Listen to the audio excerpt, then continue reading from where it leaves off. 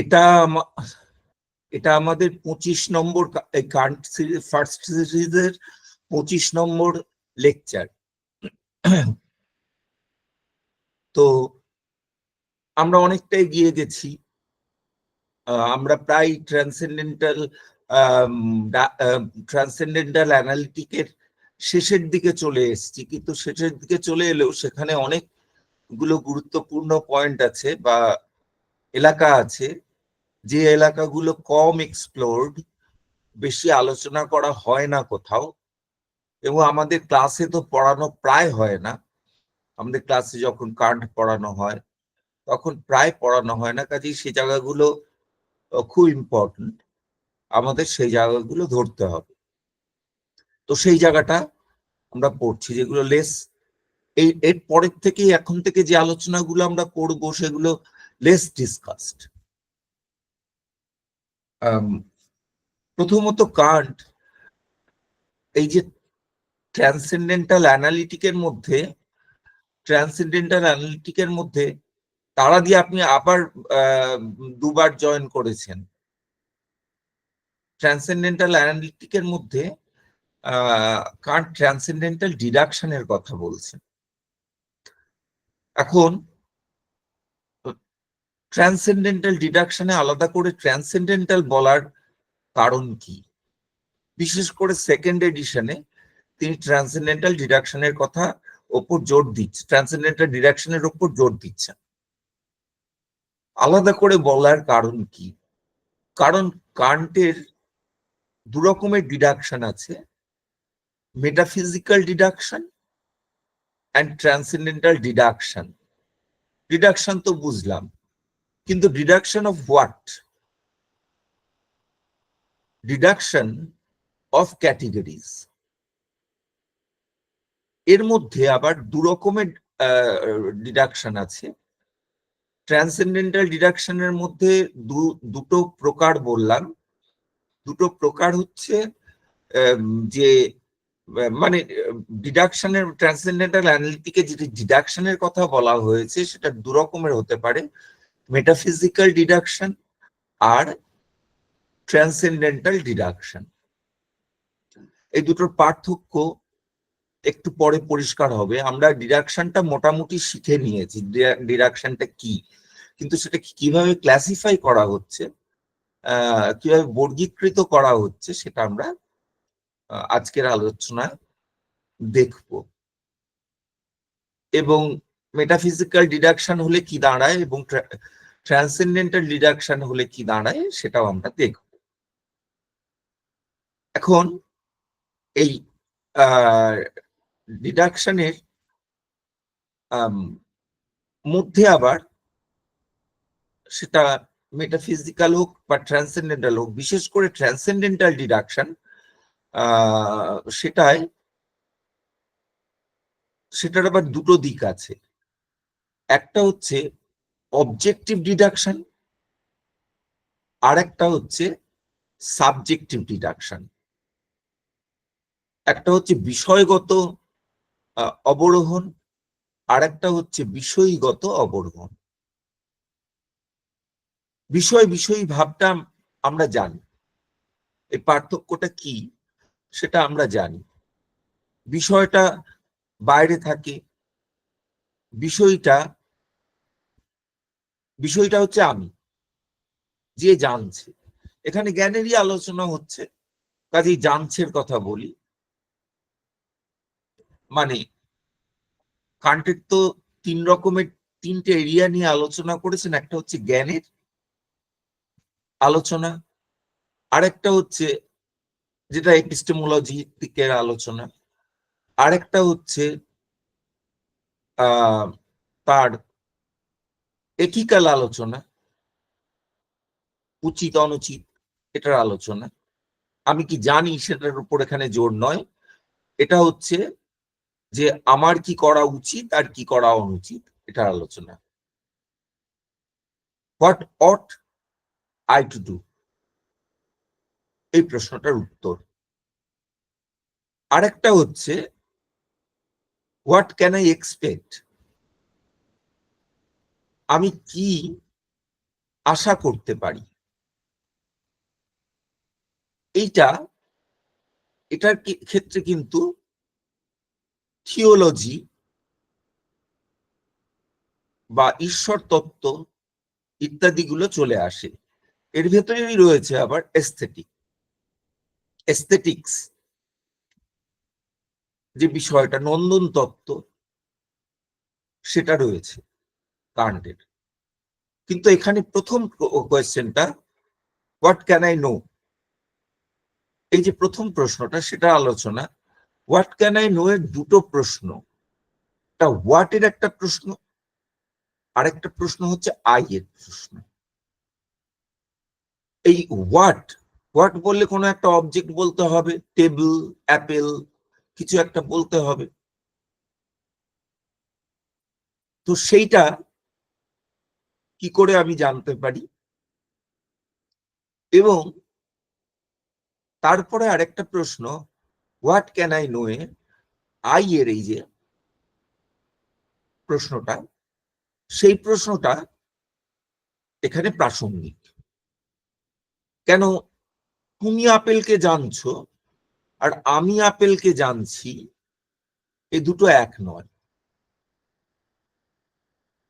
আবার আমি এখন অ্যাপেলকে জানছি, আবার আমি কালকে অ্যাপেলটাকে গতকাল ফ্রিজে রেখেছিলাম, সেটাকে জেনেছি, আমিই জেনেছি। এই যে আমির এক মানে তাদাত্ম্য, একীকরণ, তো এটা কি করে হচ্ছে? তাহলে একটা সাবজেক্টিভ আইডেন্টিটির প্রশ্ন আসে, ইউনিটির প্রশ্ন আসে। এখানে আইডেন্টিটি বলেননি, আজকের ফিলসফিতে এটাকে পার্সোনাল আইডেন্টিটির কথা বলা হয় অনেক সময়। কান্ট ইউনিটি শব্দটা ব্যবহার করেছেন বারবার করে।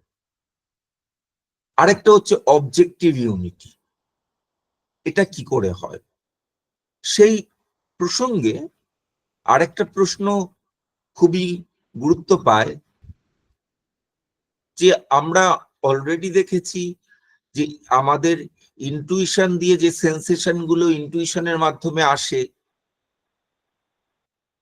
সেগুলোর উপর কনসেপ্ট আরোপিত হয়। তাহলে এই কনসেপ্টস এর আরোপণ বা কনসেপ্ট নিয়ে কান্ট আলোচনা করেছেন, এবং তার সঙ্গে কনসেপ্ট গুলো দু রকমের বলেছি। কনসেপ্ট গুলো কিছু হচ্ছে এম্পিরিক্যাল কনসেপ্ট, যেমন অ্যাপেল, টেবিল, আর কিছু হচ্ছে আপ্রায়োরি কনসেপ্ট, যেগুলো 12টার কথা কান্ট বলেছেন, যেগুলোকে কান্ট বলে ক্যাটেগরিজ। তাহলে এগুলো কি করে অবজেক্টের উপর অ্যাপ্লাইড হয়,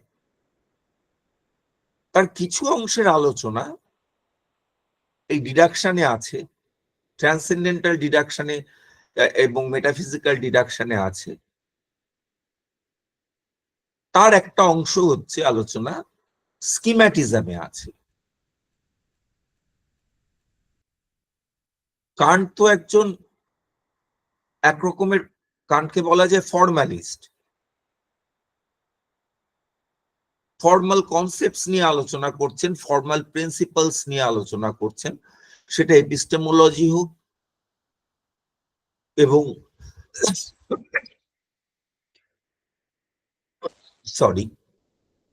এথিক্স হোক বা অন্য যেখানেই হোক। ফর্মাল প্রিন্সিপাল, ফর্মাল এবং আপনার, শুধু ফর্মাল বললে ভুল হবে, আপনার এই প্রিন্সিপাল নিয়ে আলোচনা করছেন। আপনার মানে যার সঙ্গে এক্সপিরিয়েন্সের ডাইরেক্ট কোনো যোগাযোগ নেই, এক্সপিরিয়েন্স থেকে ডিরাইভড নয়, অভিজ্ঞতা থেকে নিঃসৃত নয়। এখন উভয় ক্ষেত্রেই কান্টের কাছে প্রশ্ন হচ্ছে, এইগুলো যেগুলো আমার মনের বিষয়, মনের স্ট্রাকচার, সেগুলো কি করে বাইরের বস্তুতে আরোপিত হয়, লেগে যায় কি করে? সবগুলো লাগে না। যেমন আমার সোনার পাহাড়ের একটা কনসেপ্ট আছে, সোনার পাহাড়ের কনসেপ্ট বাইরের জগতে লাগে না। মনে কনসেপ্ট, পক্ষীরাজ ঘোড়ার কনসেপ্ট আছে, বাইরের জগতে লাগে না। মনের অনেক কনসেপ্ট আছে, বাইরের জগতে লাগে না। কিন্তু ক্যাটেগরি গুলো কেন বাইরের জগতে লেগে যায়, বাহ্য বস্তুতে লেগে যায়, এবং আমরা জানি ক্যাটেগরিজ ছাড়া বা কনসেপ্ট ছাড়া, ইন জেনারেল কনসেপ্ট ছাড়া কোনো বস্তুর জ্ঞান হবে না। এটা যেমন মানে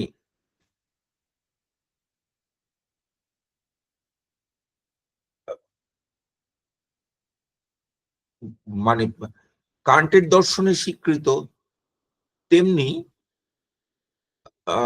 ভারতীয় দর্শনেও যারা বস্তুবাদী দর্শন, সেই দর্শনগুলোতেও এগুলো স্বীকৃত, রিয়েলিস্ট যে স্কুলগুলো সেগুলোতেও স্বীকৃত এই পয়েন্টটা। এবার আমরা আসি, একটু বই দেখি। 1 মিনিট, আমাকে বইটা একটু খুলতে দিতে হবে, সময় দিতে হবে।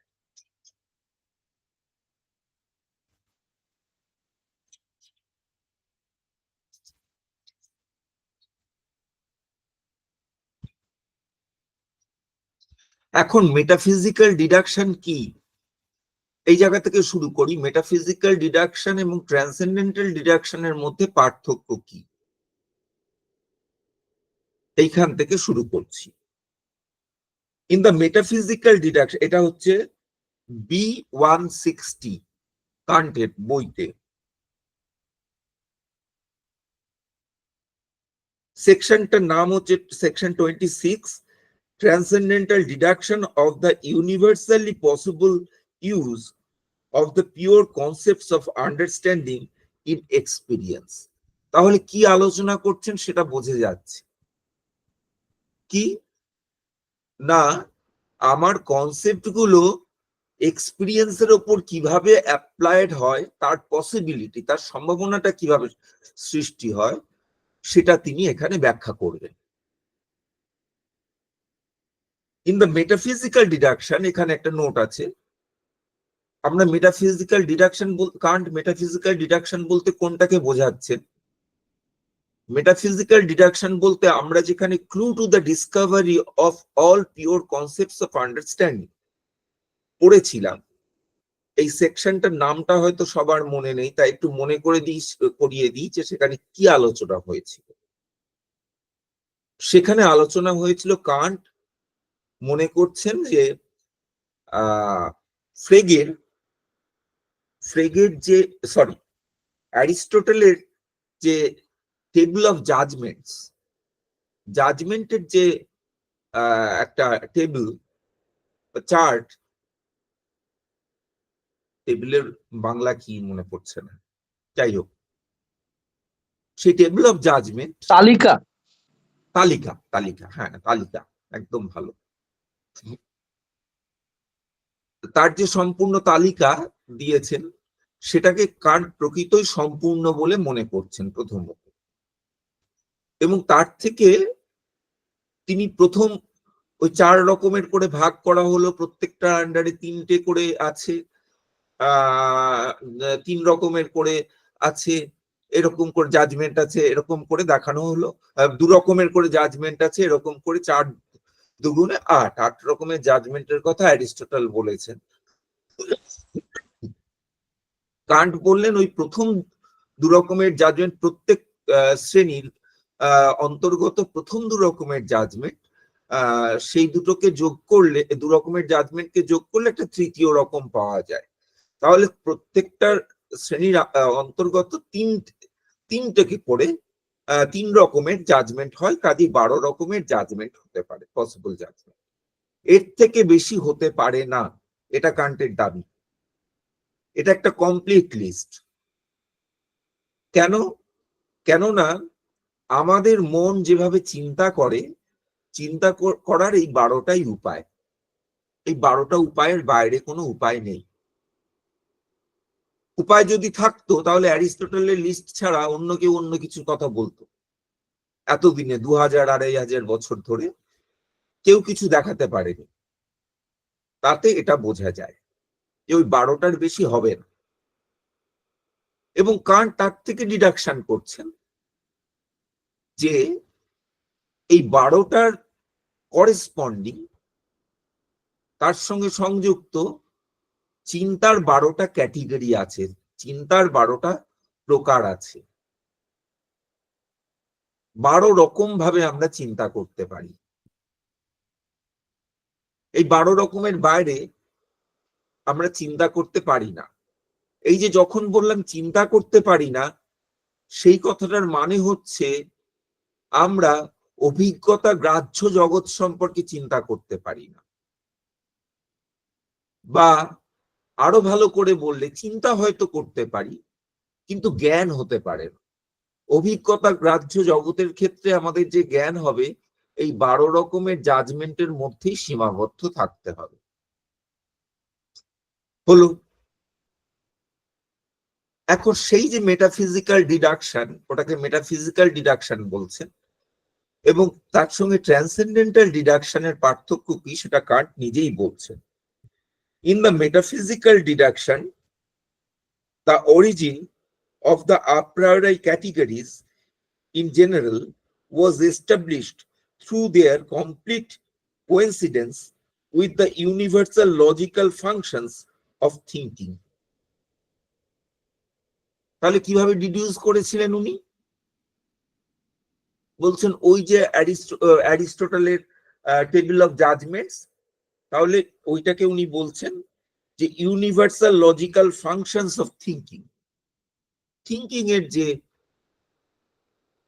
সার্বিক যৌক্তিক কাঠামো বা তার ক্রিয়া, কাঠামো বললেও ভুল হবে, তার ক্রিয়া, সে যত রকম ক্রিয়া করতে পারে তার থেকে আমরা ক্যাটেগরি গুলোকে ডিডিউস করেছি।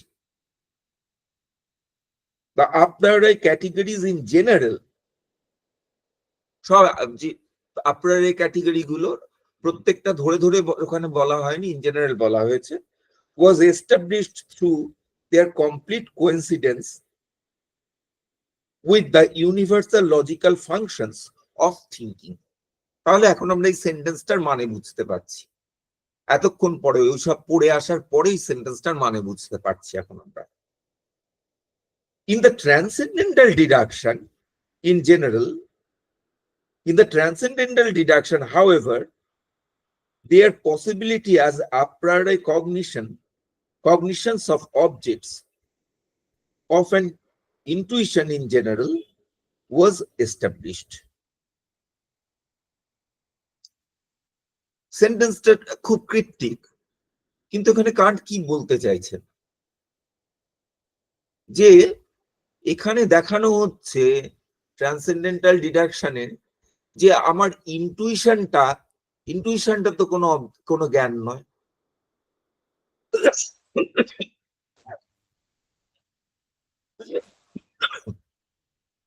ইন্টুইশন কোনো কমপ্লিট অবজেক্টকে, যেমন টেবিল, অ্যাপেল, এরকম কিছুকে প্রেজেন্ট করে না। ইন্টুইশন গুলো আলাদা আলাদা, যেমন ব্রাউন, রাউন্ড, হেভি, এগুলো ইন্টুইশন। তো এই ইন্টুইশন গুলো অবজেক্টে রূপান্তরিত হয় কিভাবে, সেটার পসিবিলিটি নিয়ে আলোচনা করছেন।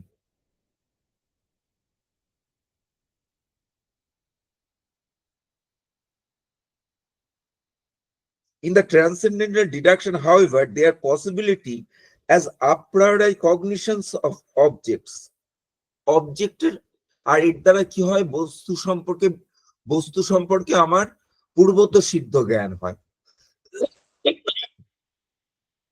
of an intuition, যে অবজেক্টটাকে আমি ইন্টুইশনে পেয়েছিলাম, in general was established. তাহলে সেইখানে সেই ইন্টুইশনটা কি করে অবজেক্ট হয়ে ওঠে এবং সেই অবজেক্টের আমার পূর্বত সিদ্ধ জ্ঞান কি করে হয় সেটা বলা হচ্ছে। অর্থাৎ অবজেক্ট সম্পর্কে আমি a priori জাজমেন্ট কি করে করতে পারি, এবং অবজেক্টের কনস্ট্রাকশনটা, যেটা আমরা আগের দিন আলোচনা করেছিলাম ডিডাকশনের আন্ডারে, ট্রান্সেন্ডেন্টাল ডিডাকশনের আন্ডারে, যে অবজেক্টটা ওই threefold or tripartite ইউনিটি নিয়ে যে আলোচনা করেছিলাম সেটা কি ছিল? একটা ছিল ইউনিটি ইন ইনটুইশন, আর একটা ছিল ইউনিটি ইন রেকগনিশন, অ্যান্ড তারপরে ছিল unity in recollection by memory or unity of recollection ওখানে। আর থার্ড হচ্ছে unity of recognition in concepts। তাহলে ইউনিটি অফ ইনটুইশন কথা বললেন ফার্স্ট ইউনিটি, সেকেন্ড ইউনিটি হচ্ছে রিকালেকশনের ইউনিটি, থার্ড হচ্ছে ইউনিটি ইন কনসেপ্টস। তিন রকম ইউনিটি, ট্রাইপার্টাইট ইউনিটি। এই তিন রকম ইউনিটিকে কিন্তু সাইকোলজিক্যালি বুঝলে ভুল হবে। এই তিন রকম ইউনিটি একটাই কাজ, মনের একটাই কাজ। কান্টের কাছে আমি এই কথাটা বারবার বলে আসছি, কান্ট কিন্তু এমপিরিসিস্টদের মতন কথা বলছেন না। আমি অবজেক্টটাকে আগে সেন্সেশনে পেলাম এবং সেন্সেশন গুলোকে জুড়লাম, জুড়তে জুড়তে জুড়তে আমি সেখানে গিয়ে একটা অবজেক্ট পেলাম। এটা হচ্ছে এমপিরিসিস্টদের ছবিটা। কিন্তু কান্ট সেটা একেবারেই বলছেন না। কান্টের কাছে কিন্তু আমার জ্ঞানের বিষয়টা দিস ইজ এ টেবল, এটার থেকেই শুরু। কিন্তু তারপরে কান্ট ট্রান্সেন্ডেন্টাল আর্গুমেন্ট দিয়ে দেখাচ্ছেন যে এই জ্ঞানটা কি করে সম্ভব হলো। কাজে এমপিরিসিস্টদের যে অ্যানালিসিস সেটাকে কান্ট বলেছেন ফিজিওলজিক্যাল অ্যানালিসিস, আমরা আজকের ভাষায় বলতে পারি সাইকোলজিক্যাল অ্যানালিসিস।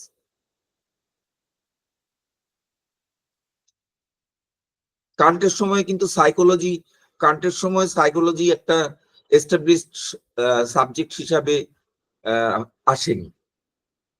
উনি বলেছেন ফিজিওলজিক্যাল অ্যানালিসিস।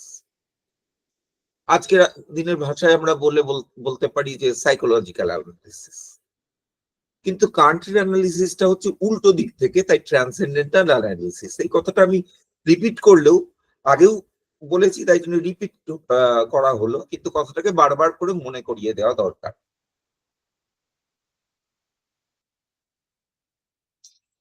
তাহলে এটা একদিকে। আরেকদিকে হচ্ছে তাহলে ট্রান্সেন্ডেন্টাল ডিডাকশনে আমরা একদিকে পাবো অবজেক্টিভ ডিডাকশন, অবজেক্টে কি করে কনসেপ্টস লাগছে লেগে আমার পুরো অবজেক্টটা তৈরি হচ্ছে, যা দিয়ে আমি জাজমেন্ট তৈরি করতে পারছি। এবং এই অবজেক্ট তৈরি করা, কনসেপ্টের অ্যাপ্লিকেশন, এই জাজমেন্ট তৈরি করা, এই তিনটেই একটাই কাজের তিনটে ডাইমেনশন। ঠিক যেমন তিন রকমের ইউনিটি সিকুয়েন্সিয়ালি হয় না। ওটা যদি সাইকোলজিক্যাল হতো তাহলে ওটা সিকুয়েন্সিয়ালি হতো, আগে এটা হচ্ছে, পরে ওটা হচ্ছে, তারপরে ওটা হচ্ছে। এটা টাইমে হতো, আগে পরে। কিন্তু কান্টের ক্ষেত্রে ওটা সিকুয়েন্সিয়ালি হয় না, সাকসেসিভলি হয় না। ওটা লজিক্যাল সিকোয়েন্স আছে ওর ভিতরে একটা, যে এটা না হলে ওটা হতে পারে না, ওটা না হলে ওটা হতে পারে না। কিন্তু হচ্ছে একটাই জিনিস, ওই দিস ইজ এ টেবল কিংবা দ্য টেবিল ইজ ব্রাউন। কিন্তু এটার প্রথমে এটা না হলে ওটা হয় না, এ কন্ডিশন ফুলফিলড না হলে বি কন্ডিশন ফুলফিলড হয় না, বি কন্ডিশন ফুলফিলড না হলে সি কন্ডিশন ফুলফিলড হয় না, এবং এই সব কন্ডিশন ফুলফিলড না হলে this is the table are the table is brown, এই জাজমেন্টটাও তৈরি হয় না। এইভাবে যাচ্ছে আর্গুমেন্টটা। আমি একটু জল খেয়ে নিই, বারবার গলাটা অসুবিধা করছে।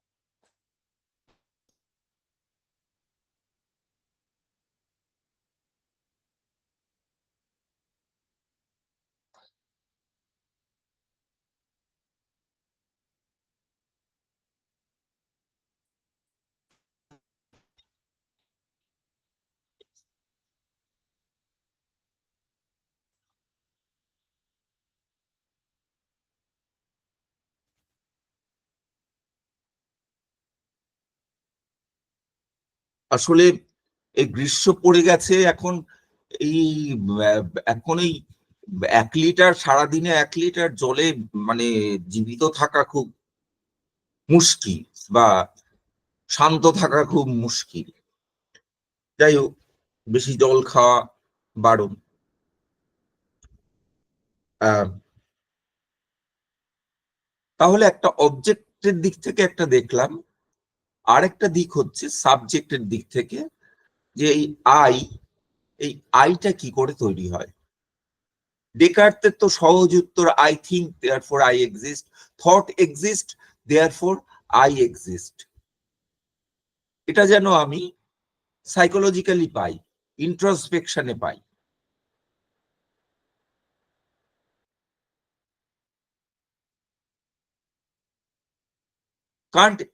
কান্ট এটা অস্বীকার করছেন না, যেটা আমি কখনো কখনো আমি আই কনসাসনেস আমার একটা হয়, কিন্তু এখানে খেয়াল করতে হবে এটাকে বলা হয় রিফ্লেকটিভ কনসাসনেস। আরেকটা থাকে প্রি রিফ্লেকটিভ কনসাসনেস। কান্ট এটা স্পষ্ট করে বলেননি, কিন্তু এই কথাটা পরে যারা ফিলসফার, বিশেষ করে ব্র্যাডলে, এই কথাটা খুব স্পষ্ট করে বলেছে। প্রি রিফ্লেকটিভ কনসাসনেসটা কিরকম? দেখো, I know the table, this is a table. এই যে জাজমেন্টটা, ধরো আমি টেবিলের জ্ঞান হচ্ছে, টেবিলের জ্ঞান, ঘটক জ্ঞান হচ্ছে আমার যখন, এটা প্রি রিফ্লেকটিভ। প্রি রিফ্লেকটিভ মানে এখানে আইটা নেই, স্পষ্টভাবে বিষয় রূপে উল্লিখিত নয়, বিষয় রূপে নির্দিষ্ট হয়নি এখানে আইটা, কিন্তু তার মানে আইটা নেই। যদি আইটা না থাকতো, তাহলে পরে যখন আমার জ্ঞান হচ্ছে যে আমি জানতাম ওটা একটা টেবিল, সেটা তো আমার আর জ্ঞানটা হতো না।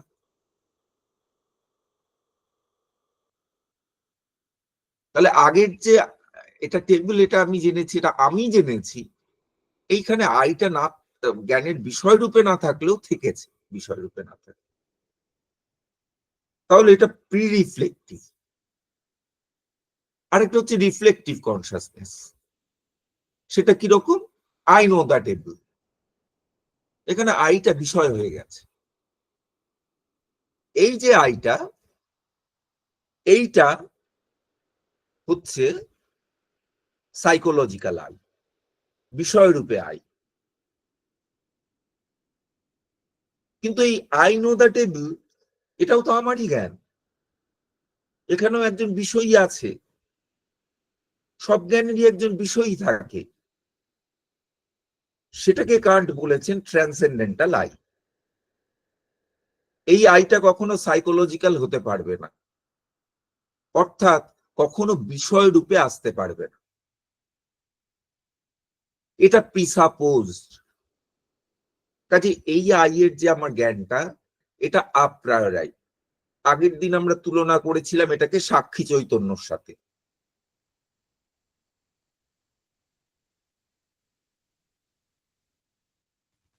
ঘটমোহন জানামির মতো এটা নয়, এটা একটা চৈতন্য মাথার উপর বসে রয়েছে যেটা ইউনিফাই করে।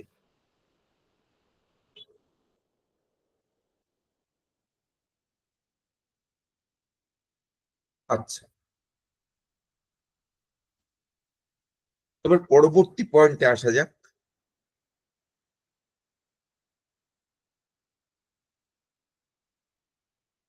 ট্রান্সেন্ডেন্টাল ডিডাকশনে কান্ট দেখাচ্ছেন এইভাবে, দেখো লজিক্যাল পসিবিলিটি, এটা ট্রান্সেন্ডেন্টাল ডিডাকশনটা ওইভাবে একটা চার্ট থেকে তিনি ডিডাকশন করে নিলেন, ডিডিউস করে নিলেন কনসেপ্ট গুলোকে, এইভাবে করছেন না, উনি স্টেপ বাই স্টেপ যাচ্ছেন।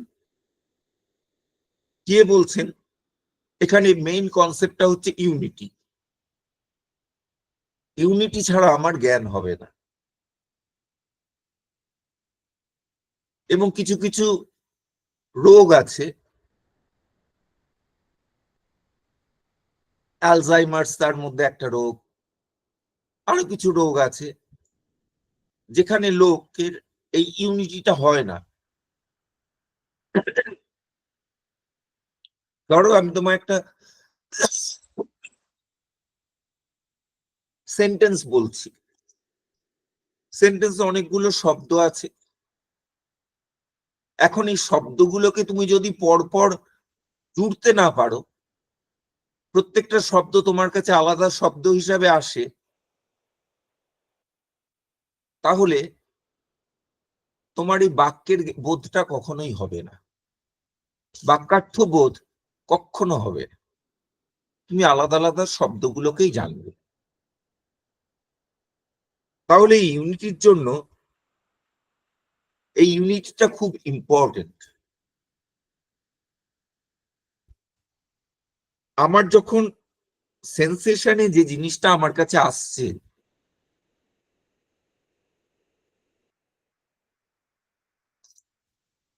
সেন্সেশনে আমার কাছে যে জিনিসটা আসছে, যেগুলো আসছে, সেগুলো দেখো সাকসেসিভলি আসে, একের পর এক আসতে থাকে। ওই বৌদ্ধদের কথা যদি ভাবো, ওরা বলেন যে T1 এ অবজেক্ট O1 আসে, O2 T2 তে O2 আসে, এরকম ভাবে আসতে থাকে, সন্তানগুলো আসতে থাকে। কান্টের প্রশ্ন হচ্ছে এগুলোকে জোড়ে কি করে। প্রথম এই যে ইউনিটির প্রথম প্রিন্সিপালটা হচ্ছে আমার ইনটুইশনে যে ফর্মগুলো, স্পেস আর টাইম, একই স্পেসে যে সেন্সেশন গুলো আমার হচ্ছে বা ইনটুইশন হচ্ছে, সেগুলো একসঙ্গে জুড়ে আমার কাছে আসে, একই স্পেস এই হিসেবে আসে, একই স্পেসের ইনটুইশন। ঠিক একইভাবে একই টাইমের ইনটুইশন এইভাবে আসে, বা পরবর্তী ক্ষণের ইনটুইশন এইভাবে আসে, জুড়ে যায়। এটার আগের ক্ষণ, এটার পরের ক্ষণের ইনটুইশন, ওটা তার পরের ক্ষণের ইনটুইশন, এভাবে ক্ষণ দিয়ে পরপর জুড়ে একটা মালা গেঁথে ফেলি আমি। তাহলে স্পেস টাইম দিয়ে প্রথম একটা ইউনিটি হয়। এটা না হলে ওই সেন্সেশন গুলো আলাদা আলাদা পড়ে থাকতো, এবং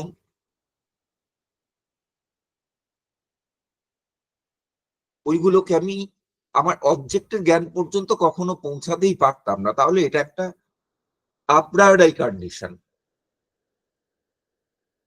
আমার জ্ঞান হতে গেলে এটা লাগে যে এটা আমি অভিজ্ঞতা দিয়ে জানি না, এটা আমি যুক্তি দিয়ে, আমার আন্ডারস্ট্যান্ডিং দিয়ে বুঝতে পারছি, রিজন দিয়ে বুঝতে পারছি, যে কন্ডিশনটা লাগবে। দ্বিতীয় হচ্ছে আমার এই যে বিভিন্ন ইন্দ্রিয়ের অভিজ্ঞতা, পূর্বক্ষণ পরক্ষণের যে অভিজ্ঞতা বা ইনটুইশন, সংবেদন, সেগুলো একসাথে কি করে আসবে? একসাথে না হলে তো আর বস্তুটা গঠিত হবে না। একসাথে আসবে কি করে? সেটা ওই ইমাজিনেশনে আসে।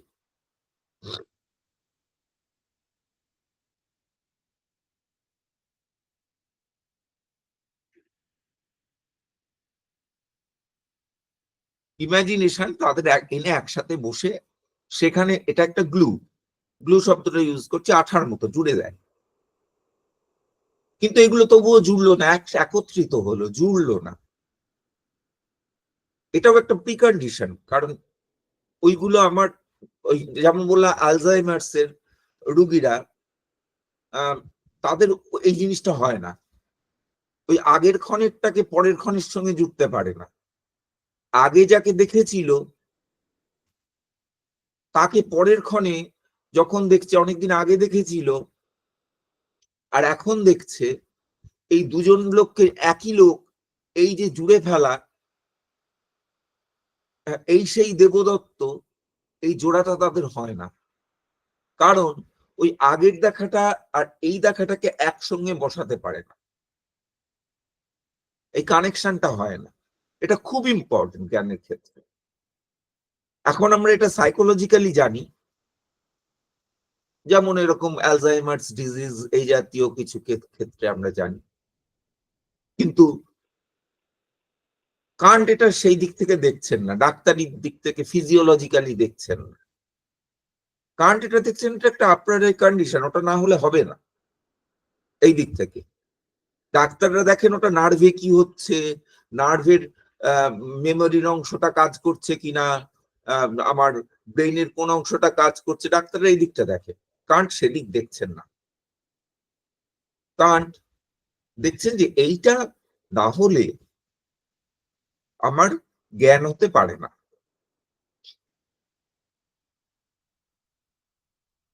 এটা তাহলে একটা আপনার কন্ডিশন। কিন্তু তারপরেও সে আগের দেবদত্ত আর এখনকার দেবদত্ত, আগের মানুষটা আর এখনকার মানুষটা পাশাপাশি এসে আমার মেমোরিতে, রিকগনিশনে এসে পাশাপাশি করলাম, আমি করলাম তো, কিন্তু তাদের তো আবার চিনতে হবে, দুটোকে এক করে দিতে হবে, না হলে তো একটা আলাদা মানুষ, এটা একটা আলাদা মানুষ। কিন্তু ওটা যে একই দেবদত্ত, এটা কি করে হয়? তখন একটা কনসেপ্ট অ্যাপ্লাইড হয়,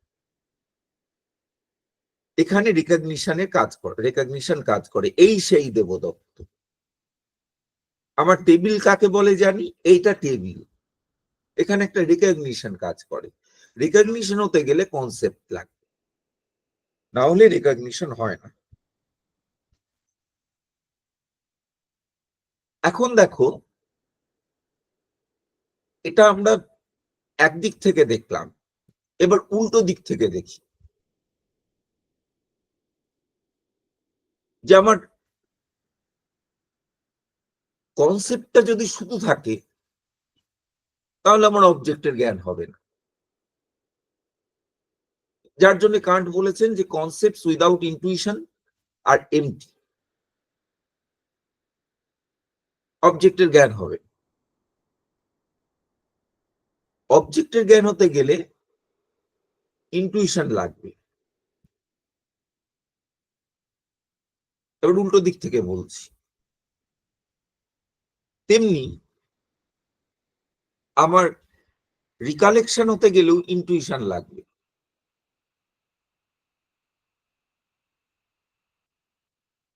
তাহলে এই তিনটেই আমার লাগবে, কিন্তু তাদের একটা লজিক্যাল সিকোয়েন্স আছে, টেম্পোরাল নয়, আবার বলছি লজিক্যাল সিকোয়েন্স আছে। ওই ইনটুইশনটা অবজেক্টের ক্ষেত্রে প্রিকন্ডিশন, অবজেক্টের জ্ঞানের ক্ষেত্রে ফার্স্ট কন্ডিশন, সেকেন্ড কন্ডিশন হচ্ছে রিকালেকশন, থার্ড কন্ডিশন হচ্ছে রিকগনিশন। তারপরে বলতে পারবো this is a table. Such an apprehension is only possible if the different sense impressions are combined or held together.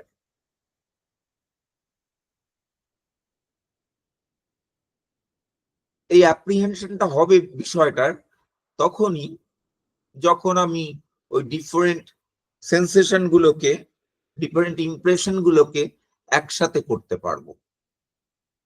If this were not the case, the conditions for speaking about one and the same object would not be present. এটা না হলে ওইটাই object, একই object, এটা table বা এটা সেই দেবদত্ত, এটার এই সেন্টেন্স গুলো আমরা, জাজমেন্ট গুলো আমরা আর করতে পারবো না। আচ্ছা, জাজমেন্ট আর সেন্টেন্সের মধ্যে একটা পার্থক্য আছে, একটা সূক্ষ্ম পার্থক্য আছে। প্রত্যেকটা সেন্টেন্সের পেছনে একটা জাজমেন্ট আছে, কিন্তু জাজমেন্টটা জাজ করা, এটা একটা মেন্টাল, টু জাজ, এটা একটা মেন্টাল অ্যাক্টিভিটি। সেন্টেন্সটা একটা মেন্টাল অ্যাক্টিভিটি নয়, একটা ভার্বাল অ্যাক্টিভিটি, যেটা স্পোকেন হতে পারে বা রিটেন হতে পারে।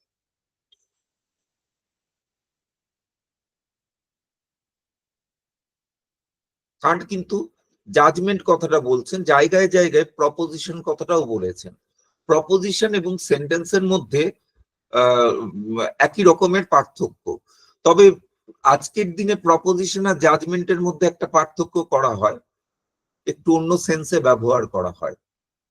যেমন কান্ট যে অর্থে জাজমেন্ট বলেছেন, যেটা একটা মেন্টাল অ্যাক্টিভিটি অফ আন্ডারস্ট্যান্ডিং, সে অর্থে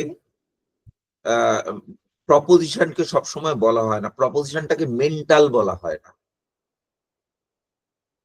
প্রপোজিশনটা অ্যাবস্ট্রাক্ট, একটা একটা অ্যাবস্ট্রাক্ট এন্টিটি আজকের দিনে প্রপোজিশন বলে যাকে বলা হয়। আচ্ছা,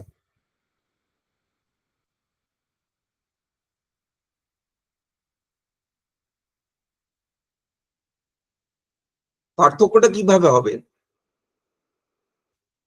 আজকের দিনে যে প্রপোজিশনের কথা বলা হয় তার সঙ্গে কান্টের জাজমেন্টের, দেখো, আমি যখন জানছি দ্য টেবিল ইজ ব্রাউন, আর তুমি যখন জানছো the table is brown, numerically দুটো আলাদা জাজমেন্ট, একটা তোমার জাজমেন্ট, একটা আমার জাজমেন্ট। কিন্তু আমরা দুজনেই একই প্রপোজিশনকে জানছি, the table is brown, that the table is brown, এই প্রপোজিশনটাকে জানছি। তাহলে প্রপোজিশনটা এখানে এক হলেও জাজমেন্টটা কিন্তু দুটো, দুজনের আলাদা জাজমেন্ট। কারণ এখানে যে আই, যে সাবজেক্ট, এখানে দুজনে দুটো আলাদা সাবজেক্ট যাচ্ছে। তো জাজমেন্ট আর প্রপোজিশনের মধ্যে এই পার্থক্যটা এখন কান্ট ফিলসফিতে বেশ স্পষ্ট, কিন্তু কান্টের কাছে, কান্ট কিন্তু অনেক জায়গায় জাজমেন্ট কথাটা বেশিরভাগ ক্ষেত্রে ব্যবহার করেছেন, কিন্তু কোথাও কোথাও আবার প্রপোজিশন কথাটা ব্যবহার করেছেন, এবং আমাদের পড়ে যা মনে হয় সেটা ইন্টারচেঞ্জেবলি ব্যবহার করেছেন। আচ্ছা,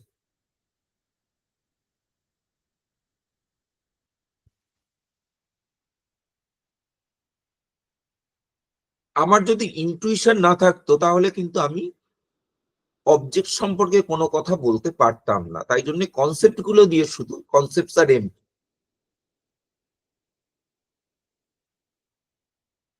আর উল্টো দিক থেকে আবার বলেছেন যে ইনটুইশনস উইদাউট কনসেপ্টস আর ব্লাইন্ড।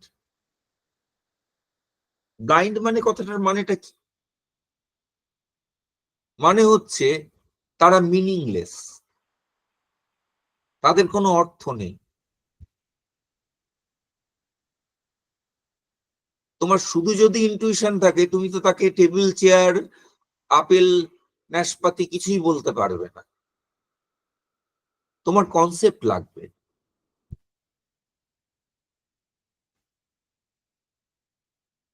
নৈয়ায়িকরা ওই পয়েন্টটা খুব ধরেছেন, ধরে বলেছেন শুধু যদি আমার মানে বিষয়ের জ্ঞান হয়, কোনো সামান্য ছাড়া, জাতি অর্থে সামান্য বলছি না, সামান্য অর্থে সামান্য বলছি, ব্রডার সেন্সে, তাহলে সেটা কিন্তু নির্বিকল্প প্রত্যক্ষ হয় এরকম, যদিও সেখানে মানে আমার ওই বস্তুরও জ্ঞান হয়, আবার তার সঙ্গে সামান্যেরও জ্ঞান হয়, কিন্তু সংসর্গেরও জ্ঞান হয়, কিন্তু এই তিনটে আলাদা আলাদা জ্ঞান হয়। তিনটেকে পরস্পর সংযুক্ত রূপে জ্ঞান হয় না নির্বিকল্পকে। বিষয় সংসর্গ মানে বস্তু সংসর্গ জাতি এই তিনটেরই জ্ঞান হয়, বস্তু সংসর্গ সামান্য তিনটেরই জ্ঞান হয়, কিন্তু তার নির্বিকল্প প্রত্যক্ষ হয়, অর্থাৎ তিনটে সংসর্গের জ্ঞান হয় না, তিনটেকে যুক্ত রূপে জ্ঞান হয় না, বা বিশিষ্ট রূপে জ্ঞান হয় না।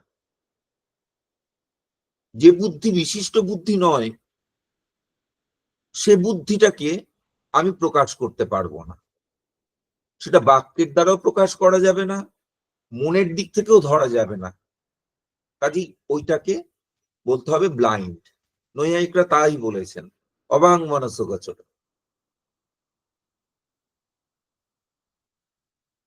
ওটাকে ধরা যাবে না। কিন্তু তার সঙ্গে কনসেপ্ট যুক্ত হলে তবে তাকে ধরা যাবে। এই যে এই কথাগুলো বলা হলো, সবগুলো কিন্তু মানে সবগুলো কিন্তু আপ্রায়োরাই কন্ডিশনের কথা বলা হলো, কোনো এম্পিরিক্যাল কন্ডিশনের কথা বলা হলো না। এটা হচ্ছে ট্রান্সেন্ডেন্টাল ডিডাকশন, তার objective part, deduction of objects. তেমনি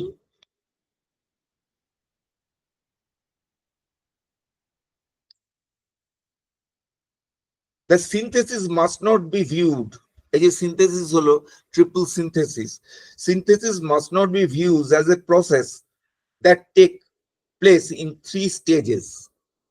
3 stages মানে in time,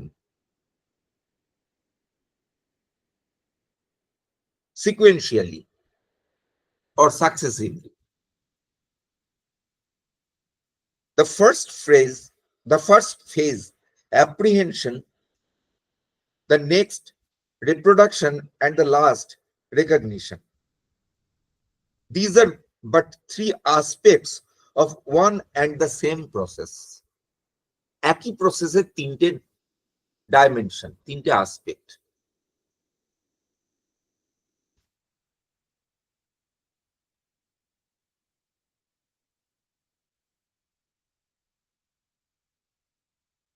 Aspects that must necessarily be present if intuiting an object consists in receiving a succession of sense impressions.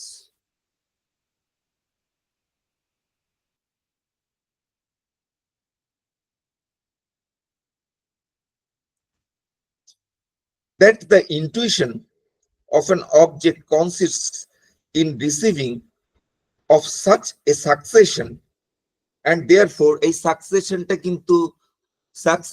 কিন্তু টেম্পোরাল নয়, এটা আবার বারবার বলছি, and therefore consists in receiving of such a success, and therefore consists in combining of a manifold. Kant thinks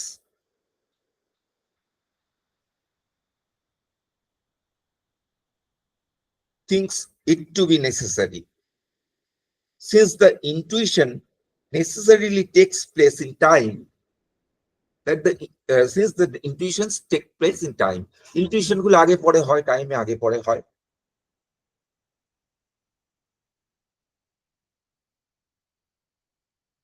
তাই জন্য সেই জন্য সেগুলোকে ওইভাবে কম্বাইন করতে হবে।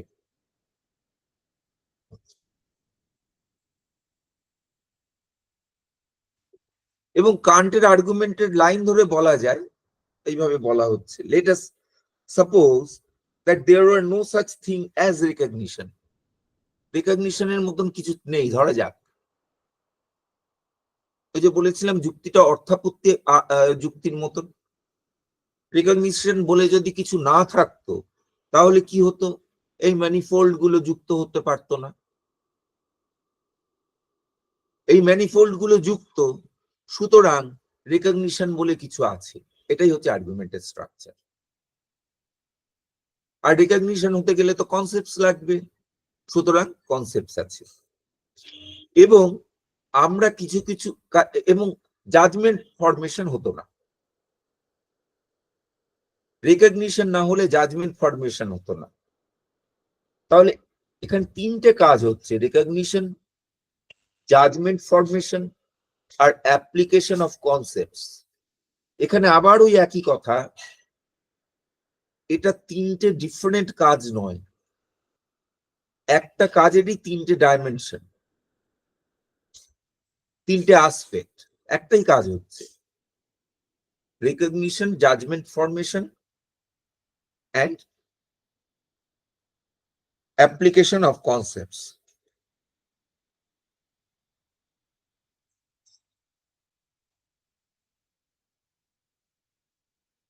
এখন তারপরে বলছেন যে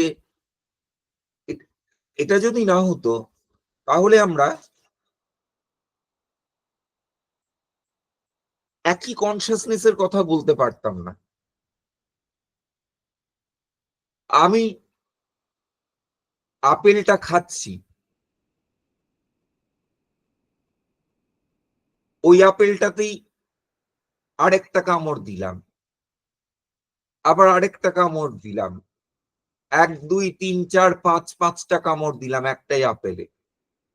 এই যে সেম কনসিয়াসনেস, আমার একটাই আপেল এবং সেম অবজেক্ট, এটা হতে পারতো না যদি না আমার এই প্রসেসগুলো হতো।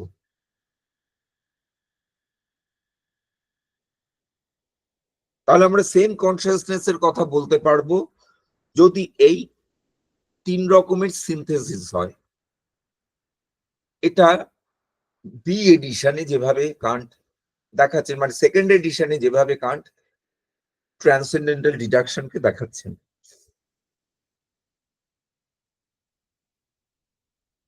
সেটা সেটা এখানে এইভাবে বলা হলো।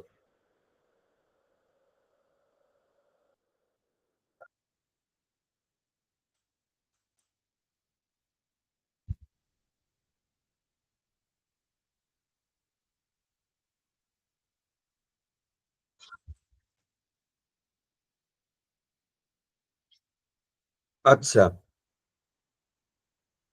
এখন অবজেক্ট কি?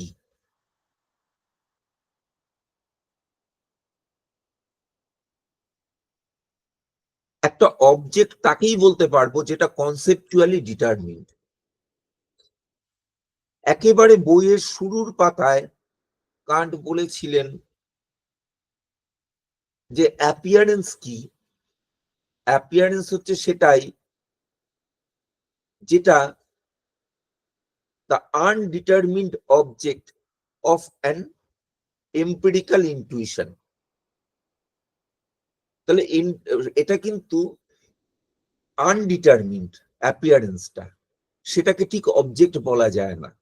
এখানে যে অবজেক্ট আনডিটারমিন্ড অবজেক্ট বলছেন, এখানে অবজেক্ট অন্য অর্থে, মানে বিষয় অর্থে অবজেক্ট, কিন্তু অবজেক্ট মানে বস্তু অর্থে অবজেক্ট নয়, বস্তু হয়ে উঠতে পারবে না কারণ আনডিটারমিন্ড, ওটাকে অ্যাপিয়ারেন্স বলা হয়। সেটার উপর কনসেপ্টস অ্যাপ্লাই হয়নি। কনসেপ্ট অ্যাপ্লাই করলে তারপরেই ওটা ডিটারমিন্ড হয়।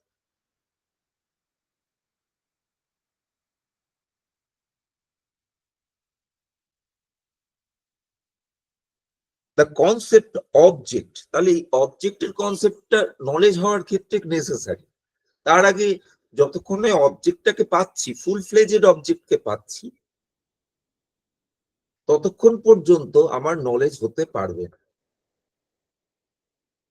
তাহলে অবজেক্ট হওয়াটা একটা নেসেসারি কন্ডিশন, এবং অবজেক্ট হতে গেলে যে নেসেসারি কন্ডিশন সেটা হচ্ছে ওই ট্রাইপার্টাইট সিনথেসিস,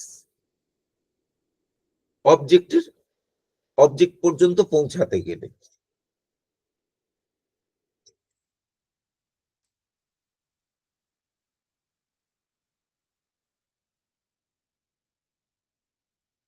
তাহলে এটা কান্ট এইভাবে দেখালেন, এটা তাই জন্য এটা ট্রান্সেন্ডেন্টাল, এটা কিন্তু এম্পিরিক্যাল নয়। এম্পিরিক্যালি আমরা এইভাবে পাই না যে আগে ওরকম একটা সেন্সেশন হলো, আমি বুঝতে পারলাম, তারপরে আমি সেটাকে একটা কনসেপ্ট অ্যাপ্লাই করলাম। এইভাবে এম্পিরিক্যালি এটা হয় না। এটা অ্যাবস্ট্রাকশন, এম্পিরিক্যাল থেকে অ্যাবস্ট্রাকশন করে কনসেপ্টে পৌঁছালাম, এইভাবে হয় না, উল্টো দিক থেকে হয়।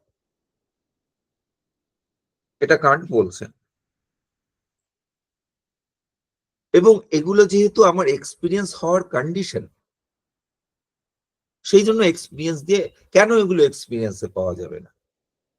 এগুলো এক্সপিরিয়েন্স হওয়ার প্রিকন্ডিশন, সেই জন্য এগুলোকে এক্সপিরিয়েন্সে ধরা যাবে না, এক্সপিরিয়েন্স দিয়ে পাওয়া যাবে না।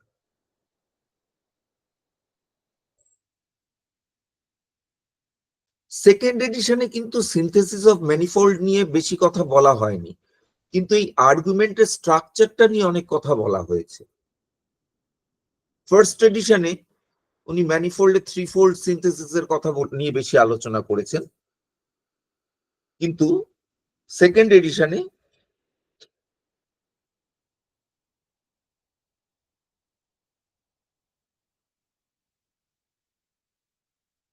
তিনি এটা নিয়ে অতটা আলোচনা করেননি, স্ট্রাকচারটা বলেছেন। তাহলে একটা দেখলাম যে ইউনিটি অফ অবজেক্ট এটা একটা হতে হবে, কিন্তু তার সঙ্গে তাহলে ইউনিটির কনসেপ্টটা এখানে খুব ইম্পর্টেন্ট। তার সঙ্গে যেটা আসছে, তার সঙ্গে সঙ্গে হাত ধরেই যেটা চলে আসছে, সেটা হচ্ছে যে unity of consciousness. Unity of object তো হবেই না যদি তোমার ইউনিটি অফ কনসাসনেস না থাকে। আপেলের একজন গন্ধ শুকলো, একজনের একজনের একজন রং দেখলো, একজন স্বাদ পেল, তাহলে আর সে আপেলের এক্সপিরিয়েন্স হলো কোথায়? ওই যতক্ষণ না একই জনের কাছে গন্ধ, বর্ণ, স্বাদ হবে, ততক্ষণ অ্যাপেলটা হবে না। তাহলে অবজেক্টিভ ইউনিটি সাবজেক্টিভ ইউনিটির উপর নির্ভর করে। উল্টো দিক থেকে যেটা কান্ট এমফেসিস দিয়েছেন, সেটা খুব ইম্পর্টেন্ট, যেটা মানে এরকম তো প্রচুর রিসার্চ থিসিস বেরিয়ে গেছে, যখন মানে আগের দিকে বেশি বেরোতে, এখন একটু কমেছে, কান্ট অ্যান্ড অদ্বৈত বেদান্ত, এরকম প্রচুর রিসার্চ বেরোয় এবং অনেক জায়গায় সত্যি মিল আছে কান্টের সঙ্গে। তো আমি একটু নেগেটিভ নোটে বলছি, তারাদি রাগ করবেন না, তারাদি এখানে কাজ করেন, কিন্তু আবার গুরুত্বপূর্ণ পার্থক্য আছে, সেটা নজরআন্দাজ করলে চলবে না। সেটা কি? কান্ট স্পষ্ট করে বলছেন যে সাবজেক্টিভ ইউনিটিটা হতেই পারবে না যদি না অবজেক্টিভ ইউনিটিটা থাকে। এবং মনে হয় দুদিক থেকেই হলো, তাহলে সাবজেক্টিভ ইউনিটি হতে পারবে না যদি না অবজেক্টিভ ইউনিটি থাকে, অবজেক্টিভ ইউনিটি হতে পারবে না যদি না সাবজেক্টিভ ইউনিটি থাকে। অর্থাৎ তোমার ওই অবজেক্ট না থাকলে পিওর কনসাসনেস হতেই পারবে না। কারণ ওই পিওর কনসাসনেস পর্যন্ত যাননি, আই কনসাসনেস পর্যন্ত গেছেন, ট্রান্সেন্ডেন্টাল ইগো, সাক্ষী চৈতন্য পর্যন্ত গেছেন, কিন্তু বলছেন সেটা হতে গেলেও অবজেক্ট তো থাকতে হবে।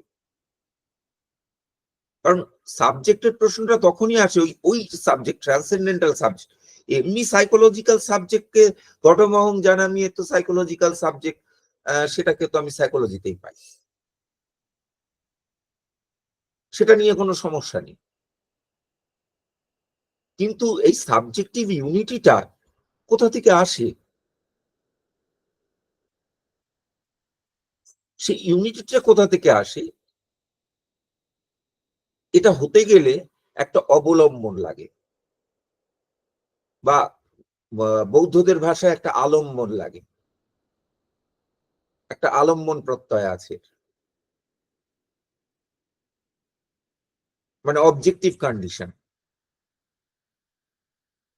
কারো কারো ভাষায় এক্সটার্নাল অবজেক্টিভ কন্ডিশন। সব বৌদ্ধ সম্প্রদায় তো এক্সটার্নাল অবজেক্ট মানেন না, কিন্তু একটা অবজেক্টিভ কন্ডিশন, আলম্বন প্রত্যয়। এখানে প্রত্যয় অর্থে কন্ডিশন, কন্ডিশন। নৈয়ায়িকদের অর্থে প্রত্যয় নয়, মানে অ্যাওয়ারনেস নয়। এখানে বৌদ্ধদের কাছে প্রত্যয় মানে কন্ডিশন। আচ্ছা, একটা অবজেক্টিভ কন্ডিশন লাগে। আমি যে ইউনিটি অফ আই বুঝবো, কি করে বুঝবো?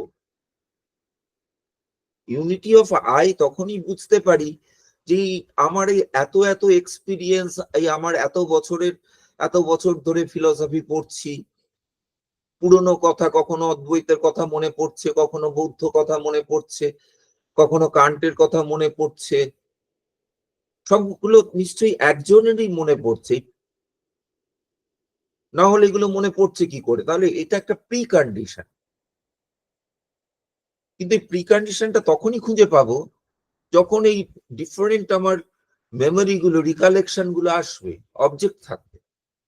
কোনো অবজেক্ট নেই, অবজেক্টলেস সাবজেক্ট, এই জায়গাটা, এটা নিয়ে কিন্তু যেমন ন্যায় আর অদ্বৈত বেদান্তের একটা প্রচন্ড বিবাদ আছে যে অবজেক্টলেস সাবজেক্ট হতে পারে কিনা, মানে অবজেক্টলেস কনসাসনেস হতে পারে কিনা। নৈয়ায়িকরা এটা মানতে চাইবেন না, কিন্তু অদ্বৈত বেদান্তিনরা বলবেন হ্যাঁ, পিওর কনসাসনেস হতে পারে। অর্থাৎ পিওর কনসাসনেস হতে পারে কিনা। কান্টের ক্ষেত্রে এই কনসাসনেসটা, মানে যেটা ট্রান্সেন্ডেন্টাল আই, সেটা is condition by object. Object না থাকলে ওটা হবে না। শুধু আই কনসাসনেস এরকম হয় না, এবং ওটা তো ওরকম কনসাসনেস নয় যেমন অদ্বৈত বেদান্তে কনসাসনেসটা থাকবে, আর এখানে কনসাসনেসটা আমরা ট্রান্সেন্ডেন্টাল কনসাসনেসটা আছে, এটা আমরা ট্রান্সেন্ডেন্টাল আর্গুমেন্টের দ্বারা বুঝি। এটা কখনো আমি ইন্ট্রোস্পেক্ট করতে পারবো না, ওই বিশুদ্ধ চৈতন্য রূপে থেকে গেল, এইভাবে কোনোদিন থাকবে না। তাহলে এটা হচ্ছে ওই ট্রান্সেন্ডেন্টাল ডিডাকশনের তাহলে দুটো পার্ট দেখলাম, একটা অবজেক্টিভ পার্ট আর একটা হচ্ছে সাবজেক্টিভ পার্ট। সাবজেক্টটা কিভাবে আসে, এবং দুটোর উপর ডিপেন্ডেন্ট হলেও যেন কান্টের লেখা থেকে মনে হয় প্রাইমেসি হচ্ছে ওই অবজেক্টিভ ইউনিটির প্রাইমেসি। কান্ট জায়গায় জায়গায় বলছেন অবজেক্টিভ ইউনিটি না হলে, যদিও বলেছেন যে ট্রান্সেন্ডেন্টাল অ্যাপারসেপশনটা হচ্ছে অবজেক্টিভ ইউনিটির একটা প্রিকন্ডিশন, কিন্তু বলছেন যে অবজেক্টিভ ইউনিটি না হলে ট্রান্সেন্ডেন্টাল অ্যাপারসেপশন থাকা সম্ভব নয়, এটা স্পষ্ট করে বলছে। কাজেই মনে হয় ওই অবজেক্টিভ ইউনিটিটার প্রাইমেসি একরকম ভাবে স্বীকার করছেন। এইখানে আজকে শেষ করছি, কিন্তু ওই প্রশ্নটা থেকে গেল যে যেগুলো পিওর কনসেপ্টস, যেগুলোকে ক্যাটেগরিজ বলেছে, সেগুলো কি করে বস্তুতে লাগে। আমি অনেক সময় আলোচনায় স্কিম্যাটিজমটা বাদ দিয়ে যাই, কিন্তু এখানে যেহেতু থারো আলোচনা করা হচ্ছে, আমি ভাবছি পরের দিন আমরা স্কিম্যাটিজম নিয়ে আলোচনা করব। তো আমাকে যদি কেউ একটু মনে করে দেয় তাহলে আমি ওই জায়গা থেকে শুরু করি। তাহলে অনেক সময় স্কিম্যাটিজম থেকে ওইখানে আলোচনা করা হচ্ছে যে কিভাবে সাবজেক্টিভ যে কন্ডিশন, ইউনিভার্সাল আপ্রায়োরাই কন্ডিশন, সাবজেক্টিভ বলবো না, আপ্রায়োরাই কন্ডিশন গুলো কি করে অবজেক্টে লাগে। ঠিক যেমন এথিক্সে কান্টের ক্ষেত্রে একটা সমস্যা ছিল, যেগুলো আপ্রায়োরাই, কান্ট তো এথিক্সের আপ্রায়োরাই প্রিন্সিপালস গুলো নিয়ে আলোচনা করছেন, সেই প্রিন্সিপাল গুলো অ্যাকশনে কি করে লেগে যায়, অ্যাকশনের ক্ষেত্রে কি করে অ্যাপ্লিকেবল হয়, ওগুলো তো আপ্রায়োরাই, আর অ্যাকশনটা তো প্র্যাকটিক্যাল। সেটার ক্ষেত্রে কি করে লেগে যায়, আমি আপনারাই যে কোনো প্রিন্সিপাল বানালে সেটা তো লেগে যাবে না। আমি বললাম তুমি উপর থেকে লাফ দিলে, পাঁচিলের উপর থেকে লাফ দিলে নিচে পড়বে না, এরকম একটা প্রিন্সিপাল বানিয়ে দিলাম, লাগবে না, তাই না? এক্সপিরিয়েন্সের ওয়ার্ল্ডে লাগবে না, তুমি করতে পারবে না সেটা, মানে আনসাপোর্টেড অবস্থা, করতে পারবে না। তাহলে কিন্তু আপনারই কিছু কিছু প্রিন্সিপাল যেগুলো সত্যি করে কারের আপনারাই, সেগুলো কি করে লেগে যায়, এটা একটা কান্টের ক্ষেত্রে প্রশ্ন। সেখানে তিনি ওই ম্যাক্সিম গুলোর কথা বলেছিলেন, কিভাবে ওগুলো মানে অ্যাপ্লাইড হতে পারে, অ্যাপ্লিকেশনের ফর্মে আসে, পিওর ফর্ম থেকে অ্যাপ্লিকেশনের ফর্মে আসে, সেই জায়গাটা দেখিয়েছিলেন, ট্রানজিশনটা দেখিয়েছিলেন।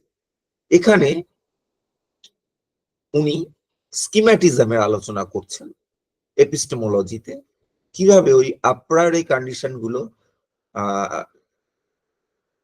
যেগুলো আমার সেন্সেশনের অবজেক্ট তার উপর অ্যাপ্লাইড হয়। এইখানে আমরা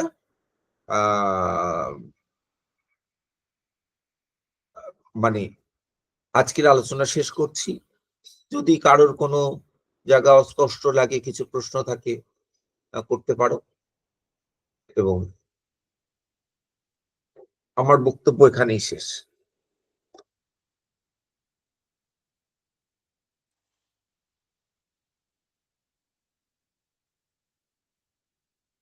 কারোর কোনো প্রশ্ন নেই, তাহলে আজকে এখানেই শেষ করছি, আমি রেকর্ডিং অফ করে দিচ্ছি।